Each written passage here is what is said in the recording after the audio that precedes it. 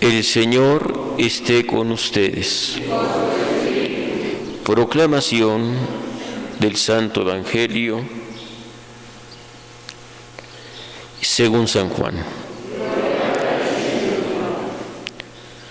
Cuando se acercaba la Pascua de los judíos, Jesús llegó a Jerusalén y encontró en el templo a los vendedores de bueyes, ovejas y palomas, y a los cambistas con sus mesas. Entonces hizo un látigo de cordeles y los echó del templo con todo y sus ovejas y bueyes. A los cambistas les volcó las mesas y les tiró al suelo las monedas. Y a los que vendían palomas les dijo: quiten todo de aquí y no conviertan en un mercado la casa de mi Padre. En ese momento, sus discípulos se acordaron de lo que estaba escrito: el celo de tu casa me devora. Después intervinieron los judíos para preguntarle: ¿qué señal nos das de que tienes autoridad para actuar así? Jesús les respondió: destruyan este templo y en 3 días lo reconstruiré. Replicaron los judíos: 46 años se ha llevado la construcción del templo, ¿y tú lo vas a levantar en 3 días? Pero él hablaba del templo de su cuerpo. Por eso, cuando resucitó Jesús de entre los muertos, se acordaron sus discípulos de que había dicho aquello y creyeron en la Escritura y en las palabras que Jesús había dicho. Mientras estuvo en Jerusalén para las fiestas de Pascua, muchos creyeron en él al ver los prodigios que hacía. Pero Jesús no se fiaba de ellos, porque los conocía a todos y no necesitaba que nadie le descubriera lo que es el hombre, porque él sabía lo que hay en el hombre. Palabra del Señor.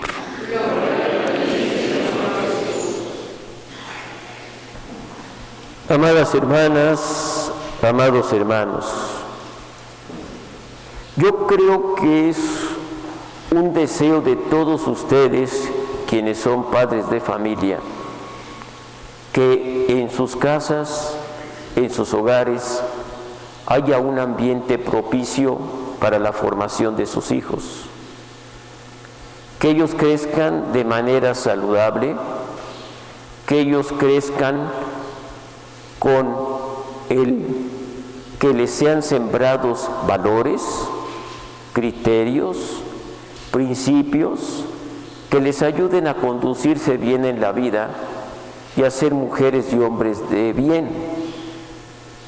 Y claro está que algo muy importante que ustedes han de cuidar y que han de procurar para sus hijos es que puedan crecer en la fe. Y por eso es que seguramente les enseñaron el tener sus prácticas piadosas, el santiguarse, las oraciones, y en su momento llevarlos al catecismo, para que así crecieran en la fe y tuvieran una participación más consciente en cada una de las celebraciones eucarísticas. Nuestro Señor Jesucristo, claro que quiere que haya un ambiente propicio para el encuentro con Dios. Claro que quiere que haya un ambiente propicio para que el hombre pueda crecer y pueda tener ese encuentro muy grande con Dios. Sin embargo, el hombre que en aquel entonces acudía al templo que es un lugar de encuentro con Dios, templo que ha de ser lugar donde se construyan relaciones fraternas, porque al tener una relación con Dios muy fuerte, descubre uno que es uno hija e hijo de Dios, y en ese ser hija e hijo de Dios, todos cuantos entran al templo llegan a tener una relación de fraternidad. ¿Qué es lo que ha encontrado Jesús? al llegar a ese templo, ha encontrado muchos puestos que, claro que por ahí buscaban la forma de justificar para que entonces se pudiera dar ese comercio.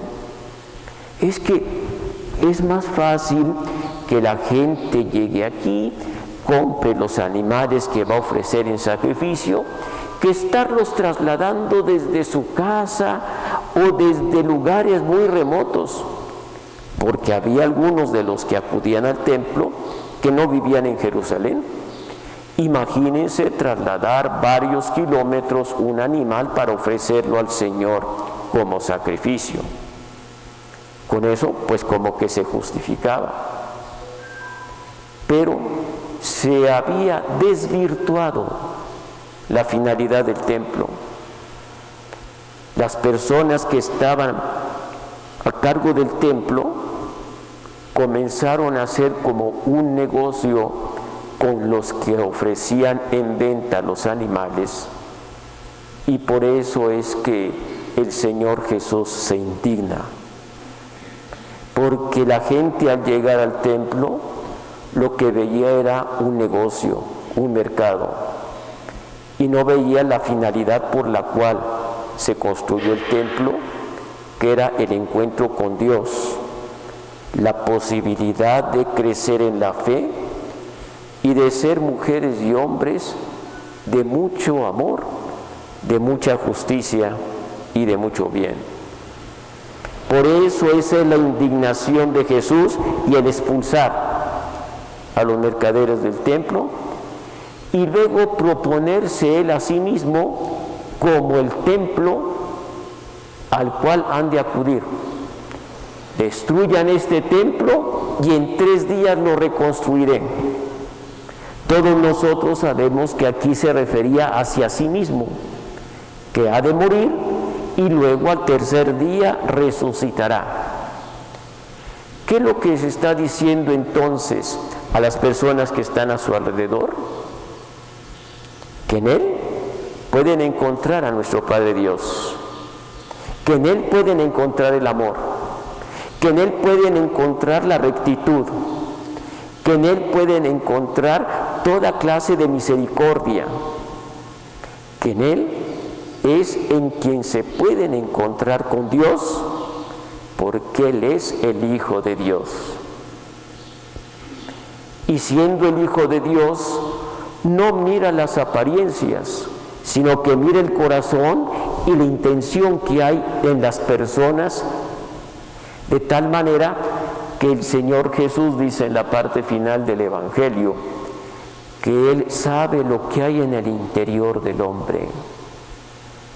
Y muchas veces en el interior del hombre hay malas intenciones y hay muchas situaciones que llevan al desorden, como en otra parte de la Escritura el Señor Jesús lo aclarará. Sin embargo, lo que puede haber en el hombre también puede ser algo hermoso, puede ser algo extraordinario, y puede ser algo hermoso y extraordinario cuando en la fe se le abre el corazón, las puertas del corazón a Jesús, y se le permite entrar a Jesús en él.